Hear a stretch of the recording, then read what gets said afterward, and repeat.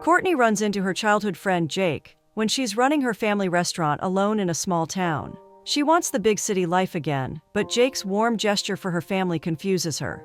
Courtney is cooking something special for her mother, Rosie Preston. Rosie has injured her arm, so Courtney wants her to ease off and enjoy the meal. Courtney is hoping they get some help at the restaurant, but only the two of them are handling it right now. She serves dishes to the customers at the Preston restaurant, while Rosie offers them coffee. A man seems curious about Courtney and comments on how she always wanted to be a chef. Courtney doesn't remember him, but her friend Greg knows him. He tries to make Courtney remember his long hair from high school. She doesn't watch baseball, so she has no idea he's their town's best pitcher for the San Francisco Giants. Rosie recognizes him as Jake Turner and hugs him. Courtney remembers him as the guy who asked her out when she had a boyfriend and then ignored her. That sounds fun. Jake wonders how that turned out, and she explains she split up with him after studying in New York for a while. Courtney then came back to Wallace last summer to work on the restaurant. Jake is in town to visit his parents, so she warmly welcomes him. Courtney is attached to an old chair her late father loved. Rosie has just met William's mother, and they want to set their kids up. Do moms ever stop? Courtney reminds Rosie they're barely making ends meet at the restaurant. All the big food chains are taking away their customers, but it can still be helped with more staff. Rosie feels both of them can manage it, but Courtney discusses her plans to move back to New York. She thinks her chances of becoming a successful chef are lower if she stays away for long. She used to meet investors and chefs in New York, and knows she can start her own restaurant there in a few years. Rosie reminds her she already has a restaurant, but it's not what Courtney wants. She still assures Rosie she will make sure their restaurant is fine before she leaves. She wants to check the budget to see if they can hire staff, and wonders what her dad would have done.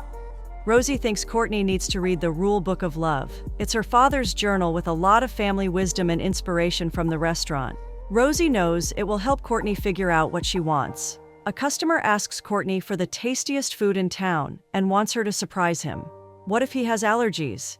He claims he eats everything, as long as it tastes good. William drops by with flowers and claims he is in the area. She meant to get back to him earlier, but has been busy with the restaurant. The customer compliments her food and feels she should join a cooking competition called Only in Idaho. He knows the finalists get the spotlight, and she will be a great chef for it. William recognizes the man as Ted Wilcox, the famous real estate developer. He also has some sports clubs and is going to be judged in this competition. Sounds promising. Rosie cracks up when she reads about her late husband Kim, mentioning the turkey fire story in the rule book. Rosie reminds Courtney he put his heart into this restaurant and asks her to take the book seriously. Courtney finds a family tree and the first rule from Jim. He suggests it's important to overcome fear by putting yourself on the map.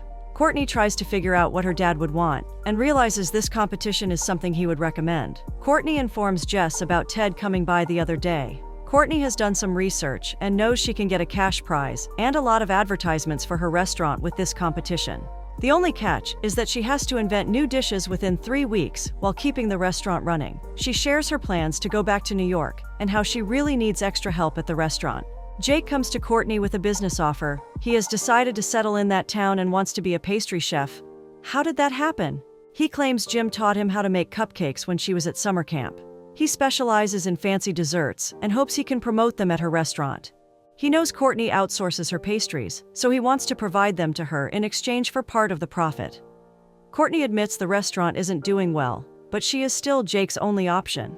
All the big food chains have their own suppliers, and he's also hoping to use her oven for baking. She feels like he's joking, but he hands her his samples and is sure she will like them. Courtney is impressed with the variety of desserts because she was expecting baseball cookies. Jess tries one and is sure Jake really knows how to bake. Courtney decides to try out the pastries while she reads her dad's rulebook. He has written about his first meal with Rosie and given some tips about ingredients. Courtney finds Jake stranded in the middle of nowhere and makes fun of his fancy car. He admits he bought it when he was still playing baseball. She has been looking for him and offers a ride so they can get gas for his car. He explains that he also has experience helping out in the kitchen from cooking school. Courtney offers him all the profits from the desserts if he agrees to work full-time at the restaurant. She wants to participate in the competition and feels he can help around with the kitchen. He tries to negotiate, but she convinces him to work full-time. He is still impressed that she hasn't even changed a bit. Courtney feels confident that the competition will help the restaurant. They can hire more chefs and waiters. She's trying to make her own dishes, but Rosie reminds her how that went wrong the last time. Courtney is sure she's less ambitious now, and it'll work out. Surely nothing can go wrong now. Rosie has raised Courtney in the kitchen, because of which cooking is something she has always loved. Rosie keeps reminding Courtney to keep referring to the rulebook whenever she feels stuck. There has to be something special to this book. Courtney reads out another rule about making her own way, and starts listing out the dishes she can present. Jake turns up late for his first day at work, when Courtney has almost done everything. Jake has been struggling with Greg's oven, and his baklava hasn't finished. Courtney reminds him to take this job seriously, because she can only do the competition and the restaurant if they work together. He assures her she can count on him, but he starts cutting carrots the wrong way. Because that is a huge disaster, right? Jake thinks his way is better, but Courtney wants everything to be done according to her dad's recipe. She learns that the only restaurant experience he has is after working at a taco place. He has experience with pastries and desserts, but just graduated this year. That is promising. She's worried about him being an amateur, but he assures her he's a fast learner. She knows it's too late that day to explain things, so she asks him to serve dishes while she cooks. When a customer thinks her dish doesn't taste like how Jim made it, Jake takes over as a local celebrity and distracts them. Jake is hard at work baking a peach cobbler at the restaurant, which he makes her try. Courtney feels bad for being strict with him, because a lot is at stake. Jake is just impressed. She manages to do so much by herself every day. Courtney explains that they lost their staff to new restaurants and didn't have money for new staff. Now that Rosie is also injured, she's doing this alone. Jake offers all his support and agrees to come earlier the next day to practice. Courtney and William are out on another date. They discuss their horrible last date when they couldn't hear anything because of the concert. He feels like he only knows Courtney through his mom and asks more about her. Courtney explains that her dad taught her everything about the restaurant. She worked her way up after her studies and was even a sous chef in Brooklyn before this. William has never been abroad because he likes things a certain way. Courtney also admits she missed the fresh air and nice people when she was gone. William is a dental hygienist and compliments Courtney's teeth. I mean, there are other things to admire. While he seems excited, she's disappointed. His hobbies include online gaming. Courtney gets inspired to try fancy plating for the competition and makes something she learned at a Japanese restaurant. Jake feels that's not her style, even if she's trying to stand out by combining cuisines. He loves how well it's cooked, but doesn't think it reflects her in any way. She reminds him they haven't met in 15 years, and it's possible she has changed. Someone seems too defensive. Courtney reads the fourth rule of the book about staying focused on your goal. She loves reading what Jim has read about making a lot of home-cooked meals to impress Rosie. Jake wonders why Courtney hasn't tried changing the menu. Courtney once tried to make a new menu as the head chef, but it was a disaster since she tried too hard. Jake explains that change doesn't have to be negative if people respect her. She thinks he's being too nice, but he's saying it like it is. Jake admits he decided to stay in Wallace because he misses the feeling of being home and meeting people who respect him. He explains that he started baking to blow off some steam while he was playing baseball. He remembers the time he was playing and could only think about icing for an eclair. Who doesn't think about eclair all the time? Everyone thought something was missing in him, but Jake realized he wanted to follow his heart after the injury. Courtney suggests he should start a bakery, which is something he hasn't thought about yet. Courtney tries to find some ingredients at the farmer's market that inspire her. Jake remembers her dad was a farmer's son, which is why he knew what worked best. Courtney loves cooking because Jim always makes it seem a lot of fun. They used to head out at night with a flashlight to look for animals. Jake suggests it'll be better if they keep her menu at the restaurant, but with elevated ingredients. She likes that idea since they can raise prices for better quality. He even offers to be the face of her ad campaign. That's an offer she can't deny. She's teaching him a recipe when a fan, Nick, asks for a photo with him. Jake admits he wants to live in town again and open a bakery. Nick finds that weird, so Courtney explains that Jake is a pastry chef. Nick feels bad about Jake's injury, since he thinks Jake could make it very far. Jake admits he enjoys baking more now, but he can still throw a ball. Courtney challenges him to knock some cups before her, but he wants to start cooking with better ingredients if he wins. He promises to bake her anything she wants if he loses. It seems like a win-win. Courtney wins this time, and keeps reminding him about her cupcakes. She hasn't thought about her date with William at all, because they have nothing in common. She thanks Rosie for setting her up anyway. Rosie remembers driving by Jake's old house, but Courtney finds it strange that he lives so far away. He used to take the bus till her stop as a kid, so she doesn't understand. I mean, it's pretty clear he likes her. Rosie asks about what working with Jake feels like, and Courtney understands that she's suggesting a romantic connection. She reminds Rosie she's not sure where she wants to be after the competition. She insists Jake is only helping her so Rosie can rest her arm. Courtney reads her dad's next rule about never trusting a skinny chef and laughs. Makes a lot of sense. Courtney has agreed to try Jake's elevated ingredients, but reminds him he owes her cupcakes. This is a reminder we love. William drops by with flowers for Courtney. He claims he doesn't feel a connection, and Courtney admits she doesn't either. What a relief. They discuss how sweet their mothers are for setting them up, but it's too much pressure. They decide to be friends, and she already has someone else in mind for him. Jake asks about William, and Courtney admits they went on a few dates. She brings him to a store next door, which is on lease for his new bakery. Janine has agreed to give an extra discount on the rent for a local celebrity like him. It was a pizza place, so they already had basic facilities. Jake is already getting some ideas about what he can name his bakery. He wants the atmosphere of a baseball field with long glass shelves for desserts. He even wants an espresso machine and lots of chairs so people can talk to him. His one rule is that he can't allow cake pops since he thinks they're overrated. What did cake pops do? This makes him sound like a foodie snob, but Jake knows he's not anymore. He's not even sure if the bakery is a good idea, and asks if it was stupid to quit baseball. Courtney likes that he has a dream.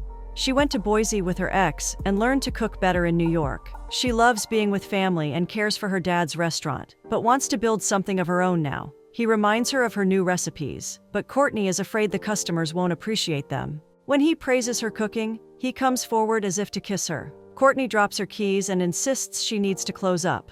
That was awkward. She reads the next rule about never settling while she's trying to come up with a plan. Jake needs some dough to rest overnight, so she offers help. She's terrible at kneading it, so he shows her the proper way to do it. It's impossible to overlook the chemistry when they're so close. Jake finds Ted coming into the restaurant and rejecting a menu. Courtney feels they should make him taste her new menu. Since he's the judge, this is the best way to figure out if she has a chance. She asks Jake to help in the kitchen, and they prepare a fancy dish for Ted. When Courtney tries to get feedback, Ted doesn't like that she changed the menu and has nothing nice to say about it. Well, that is brutal. Courtney knows he hated her food, and she failed again since she tried too hard again. Maybe we should try learning from our mistakes. Jake thinks of it as a second chance, because now they know that they shouldn't serve the judges. He promises to help her day and night for the competition, and Jess offers help too. He believes in her, and just needs her to believe in herself. Courtney plans to head back to New York if things don't work out. Jess suggests she just needs to step back for a bit and get it together. Courtney has already arranged for an internship in New York and doesn't mind starting again at the bottom. Jess shifts her focus to her successful partnership with Jake, who has surprised and impressed Courtney. She still doesn't want anything to tie her down yet. That also reminds her she needs to set Jess up with William. Courtney reads the next rule about honoring her past, so she digs out a tape she made for her older self. She hears her 10-year-old version feeling like she has already grown up. The young Courtney talks about owning her own restaurant next to her dad's and being a chef like him. She realizes Jake has been listening to it, and he feels it's a beautiful dream. When he asks about her plan, she decides they need to close up and take the day off. Is she not feeling well? She knows she needs a break and has to step back for a while. She takes him to a picnic spot where Jake suggests she should serve her restaurant menu to the judges. He feels those new dishes don't suit her, and she should rely on her dad. Jake remembers Jim as someone who was sweet and scary at the same time. Jake always respected that every dish Jim made was a reflection of him. Courtney also remembers he wanted to bring her grandma's home-cooked dishes to the restaurant, slightly upgraded. He asks about her inspiration, but she's not sure herself. Jake admits he spent his childhood eating and loving baseball. He was obsessed with a specific pie and always dreamt about it. She takes him camping at night like she used to with her dad. Courtney assures him she will run faster than him if they find a bear. He scares her when they turn on the flashlight, but they make a fun night of it. Courtney finds her own old recipes that inspired her to start cooking. She finds her grandfather's cornbread recipe and remembers the croquettes her grandma used to make. The kitchen was always at the heart of her family, and she wants to get inspired with these dishes again. Seems like a plan. They start making the cornbread, and she instructs Jake about what to get her. They have fun baking together, and it seems very easy for them. They join Rosie when they're done, and Jake is curious about the rule book. Courtney is possessive about it, but Rosie feels it can inspire him for his bakery too. Courtney instructs him to ponder over every rule before he goes to the next one. That's too many rules for rules. He is fascinated by her family stories from generations. When they come to a rule about time, they realize it's getting late. Rosie suggests they should go through the rest of the book together. Courtney knows she's trying to matchmake again and asks her to stop. Why should she? Greg decides to look at Jake's paperwork for the bakery. Jake explains that he needs a lot of money because the bakery needs repairs. This bakery is in the perfect location too, and he needs to loan the entire amount since he made some bad investments in the past. Greg's boss thinks of Jake more as a baseball player than a baker. He doesn't think Jake can get the loan and asks him to save more first. What a bummer. Courtney and Rosie are eager to share her grandma's mother's vinegar culture with the world. They want to sell it in small jars. Rosie feels it's time for Courtney to take over everything with the restaurant, especially the new menu. Courtney wants to do things like Jim did, but Rosie knows he wants Courtney to have her own voice. She feels bad for not supporting Courtney when her lunch menu didn't work. Courtney knows that only backfired because she doubted herself. Rosie wants all her dreams to come true, even if they're in New York. She feels Courtney is very talented and is proud of her. Courtney has decided on the story she wants to tell through her food. She wants to make Idaho dishes with Southern flavors. She knows she can elevate her grandma's croquettes with a new sauce, and can serve the lamb with broken rice and potato balls. She has a lot of ideas for many more dishes. Through this, she can serve her family's dishes and pay tribute to her time in New York with the plating. Jake is more than happy to bake the desserts she needs. Courtney gets a message from the apprenticeship asking for the layout of her dishes. They also ask if she can join a few weeks earlier. Courtney and Jake try to find wildflowers in the woods, and she pretends she knows where they are. Jake finds something that Courtney claims is poison ivy. She admits it's a joke and payback for scaring her the other night. We love a carefully planned revenge. They discuss the menu when they get back, and Courtney feels the cover should look like her dad's rulebook. She reads rule number 9 about how selfless true love is. She gets an idea from that and feels they need to put down rules on the menu. Each rule can belong to a dish, which is an idea Jake loves too. As their high school prom dance starts playing, he asks her to dance with him. It's as awkward as it was in high school when he took Belinda to prom. She was much taller than him, and he's glad she's married now. He admits he wanted to go to the prom with Courtney, but she remembers she was busy living her own teenage life. She admits she was attracted to her ex since he was older, popular, and had a pickup truck. Jake knows he couldn't compete with that. They get close enough to kiss again, but Jake gets a call from Martin. They set out a table for that night as a test run for the competition the next day. Courtney plans to decorate it with napkins and wildflowers, but notices Jake is distracted. He admits Martin called him for a coaching job in Arizona. She assumes he's taking it, but he wants to run the bakery and supply desserts to her. Courtney is worried he will change his mind like he did when he shifted from baseball to baking. Jake seems offended, but she informs him about her apprenticeship in New York. She wants to give a new start to the career she left when she came back to town. He asks her to think about the tasting in this restaurant, but she feels she might start working in New York in a few weeks. He wonders what will happen to the restaurant, but she insists New York is her home. He feels she has changed, but she also feels he is making a mistake choosing baseball again. They're both clearly dealing with unresolved issues. They take a break and come back to prepare for the night. She likes that he cleans up well, and everyone is impressed with the setup. Courtney informs her friends and family that they put together this tasting in less than 3 weeks. Before the judges come the next day, she wants them to taste her work. She thanks Rosie, Jess, and Jake for being with her through everything. They all start eating, and Jess finally meets William. He feels she has amazing teeth, and she's heard about his gaming hobby. She's a gamer too, so he feels they have a lot to talk about. Courtney could take over from Rosie as a matchmaker. Jake admits the food is great, but doesn't seem happy. He is regretting coming back to town and doesn't know if the bakery is a good idea. Greg asks him to be himself, but Jake is worried Courtney is heading back to New York. He steps out to call Martin and agrees to take the coaching position. Jake claims he left early last night because he was tired. He feels Courtney can still live her culinary dreams anywhere, and people will come to her. She wonders if Janine lowered his bakery's rent, so he admits he has taken the coaching job. Rosie is excited about the new menu and how it looks like the rule book. Courtney asks her to list down all the 10 rules in it, which would be equivalent to one dish on the menu. At the private tasting with the judges, everyone is alert and makes sure the guests get everything. Ted and the judges appreciate her food, but she and Jake don't look happy. Courtney thanks Jake for all his help and feels like she can take it forward from here. She wishes him luck in Arizona and feels like she should see some of his matches. She comes across Rule 10 when she's closing, and it's all about showing up. When she looks at all the pictures and the restaurant, she knows she needs to stay. She admits to Rosie that she always dreamt of running this restaurant with her own menu. She has realized it's her home, and she wants to stay.